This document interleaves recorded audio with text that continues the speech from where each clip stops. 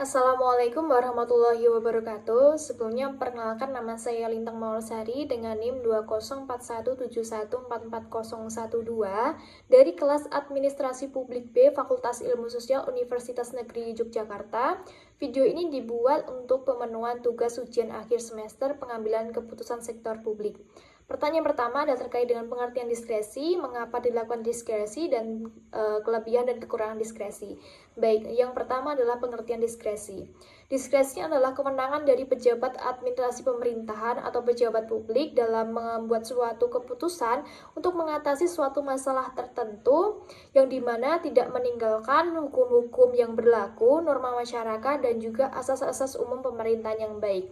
Yang kedua, mengapa dilakukan diskresi? Karena 3 faktor. Yang pertama adalah mendesak, dan yang kedua adalah belum ada penjelasan secara terperinci secara teknis dari peraturan yang sudah ada terkait dengan kepentingan umum, bencana alam, dan juga keadaan darurat. Yang ketiga itu adalah terkait dengan efisiensi, efektivitas, dan responsivitas sebagai pencapaian tujuan yang diamanatkan oleh Undang-Undang Dasar Negara Republik Indonesia, yang dimana di sini mengedepankan keadilan dan juga kesejahteraan masyarakat. Sehingga dari diskresi ini bagi aparat itu bisa menciptakan sebuah terobosan baru dan juga pemecahan-pemecahan masalah yang dimana pemecahan tersebut belum ada dan bahkan belum dijelaskan dari peraturan yang sudah ada. Jadi diskresi ini sebagai terobosan baru dari aparat publik dalam membuat keputusan secara mendesak. Nah, lalu dari kelebihan diskresi ini adalah diskresi ini tidak bisa digunakan pada setiap peraturan apapun, namun diskresi ini sangat terbatas dan tidak bisa digunakan terlalu mendetail atau digunakan terlalu intens pada persoalan yang menyangkut dengan kepentingan pribadi. Lalu untuk kekurangan dari diskresi ini adalah membawa dampak atau implikasi yang buruk bagi pemerintahan apabila diskresi ini bersinggungan dengan kebijakan dari pemerintahan. Lalu untuk yang pertanyaan kedua itu adalah terkait dengan analisis SWOT dalam pengambilan keputusan. Bisa kita ketahui bahwasannya analisis SWOT itu ada 4 aspek. Yang pertama itu tuh adalah strength atau kekuatan, kedua adalah weakness atau kelemahan, ketiga adalah opportunity yaitu adalah peluang, dan yang keempat itu adalah threat atau ancaman. Kelebihan. Yang pertama, kelebihan. Kelebihan ini adalah suatu karakteristik atau keunggulan yang dimiliki oleh suatu organisasi yang dimana ini bisa dijadikan sebagai modal utama. Yang kedua itu adalah kelemahan. Kelemahan di sini adalah kekurangan. Kekurangan yang ada di dalam organisasi yang dimana dari kekurangan ini nanti bisa kita ciptakan sebagai sebuah terobosan baru atau malah dari kekurangan ini bisa dijadikan sebagai kelebihan.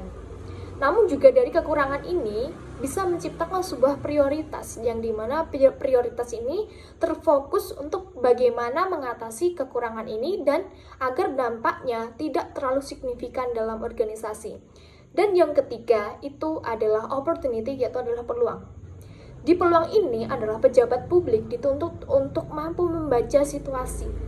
Secara peka, pejabat publik itu harus memanfaatkan keadaan, bagaimana kelebihan ini bisa didorong, dan bagaimana kekurangan ini bisa ditekan. Nah, apabila dari keduanya itu sudah bisa dilakukan, kelebihannya itu semakin baik, dan kekurangannya bisa diminimalisir, maka keberhasilan organisasi dalam pengambilan keputusan akan semakin sempurna. Lalu yang keempat itu adalah threat atau ancaman.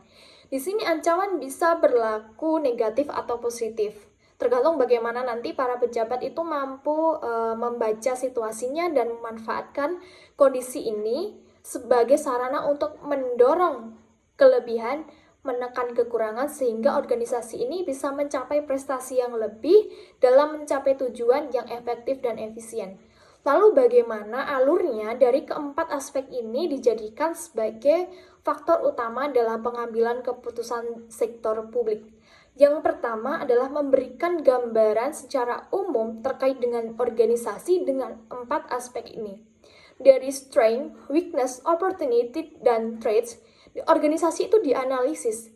kira-kira kekurangannya apa, kelebihannya apa, peluangnya apa, dan ancamannya bagi masa depan itu akan seperti apa. Apabila sudah terpetakan, apabila indikatornya sudah bisa ditentukan, maka langkah yang kedua itu adalah memberikan gambaran peta kondisi secara realistis terkait dengan kondisi organisasi pada saat itu. Dari keempat aspek di atas, keempat aspek yang sudah saya sebutkan tadi, dimasukkanlah fakta-fakta yang terjadi dalam organisasi terkait dengan kelebihannya, kekurangannya, peluangnya, bahkan ancamannya itu seperti apa. Setelah dipetakan, maka nanti muncullah sebuah referensi dan menghasilkan keputusan publik di jangka yang panjang. Jadi prosesnya itu adalah dari kita memetakan, menganalisis, lalu yang kedua itu adalah memasukkan fakta-fakta yang terjadi di organisasi terkait dengan 4 aspek tersebut, lalu yang terakhir adalah menghasilkan referensi, dan akhirnya terbentuklah sebuah keputusan publik. Lalu untuk yang soal ketiga itu adalah terkait dengan manajemen konflik, yaitu adalah terkait bagaimana manajemen konflik ini berpengaruh terhadap pengambilan keputusan di sektor publik. Baik, bisa kita ketahui bahwasannya manajemen konflik ini adalah sebuah upaya atau strategi dalam pengambilan keputusan yang lebih ke arah positif. Jadi di manajemen konflik ini hal-hal negatif itu ditekan semaksimal mungkin agar tidak terlalu mempengaruhi organisasi, bahkan mempengaruhi pengambilan keputusan. Karena semakin tinggi tingkat manajemen konflik, maka semakin tinggi pula tingkat pengambilan keputusan.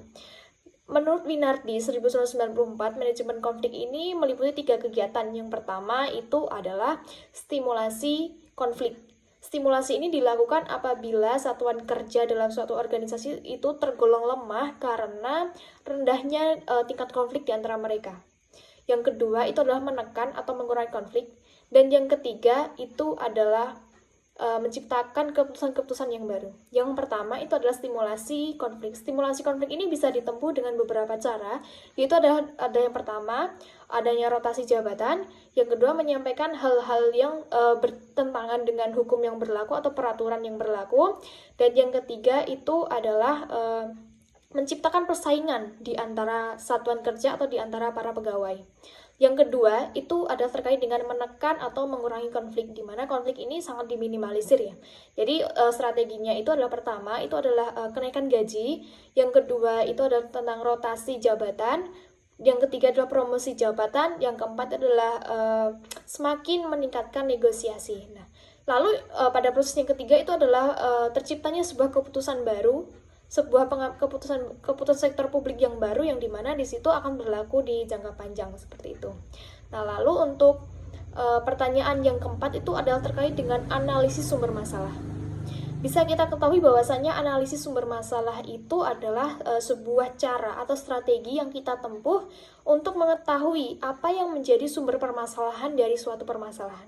Apa yang kiranya menjadi sumber masalah itu bisa terjadi. Baik. Untuk analisis sumber masalah ini, saya menggambarkan contoh adalah fishbone analysis, yang dimana ini dikenal sebagai diagram tulang ikan. Dari diagram tulang ikan ini bisa kita ketahui bahwa bentuknya seperti ini. Bisa dikatakan diagram tulang ikan itu karena kepala ikan ini dianalogikan sebagai permasalahannya, sebagai sumber permasalahannya. Lalu duri-duri yang ada di ikan ini adalah dianalogikan sebagai penyebabnya. Sebagai contoh, masalah kemiskinan. Penyebab dari kemiskinan itu adalah yang pertama karena sumber daya manusianya kurang, atau bisa karena pendidikan yang rendah. Yang kedua, banyaknya pengangguran karena di PHK. PHK ini terjadi karena COVID-19 begitu ya. Lalu yang ketiga itu adalah faktor keturunan, seperti itu. Dan yang keempat itu adalah etos kerja yang rendah. Nah, di situ adalah sudah dijelaskan bahwasannya penyebab kemiskinan itu ada SDM-nya, ada karena faktor keturunan, faktor karena PHK, dan juga faktor etos kerja. Dan di sini adalah posisi sebagai kepala ikannya yang dianalogikan sebagai ini adalah permasalahannya, dan duri-durinya itu adalah sebagai penyebab dari permasalahannya tersebut, seperti itu. Lalu untuk pertanyaan kelima itu adalah karakteristik pemimpin yang dibutuhkan di era disruptif saat ini, yaitu yang pertama adalah problem solving, yang kedua adalah kepemimpinan, yang ketiga adalah kemampuan beradaptasi yang baik, yang keempat itu adalah kreativitas dan inovasi, dan yang kelima itu adalah manajemen risiko.